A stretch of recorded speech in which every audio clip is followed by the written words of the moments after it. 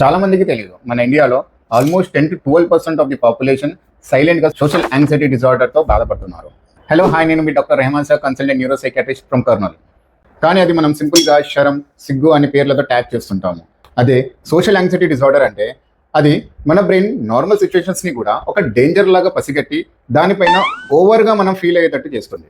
ఇందులో సిమ్టమ్స్ ఏమంటే, మనం జనరల్గా పబ్లిక్లో మాట్లాడాలన్నా, పబ్లిక్తో కలవాలన్నా మనకి మన హార్ట్ బీట్ అనేది ఫాస్ట్గా పెరిగిపోతుంటుంది, చేతులు వణుకుతూ ఉంటాయి, ఆయాసంలాగా వచ్చేస్తుంటుంది, ఇంకా మనకేదో దప్పిక అవుతున్నట్టు, టాయిలెట్ ఫ్రీక్వెంట్గా వస్తున్నట్టు అనిపిస్తూ ఉంటుంది.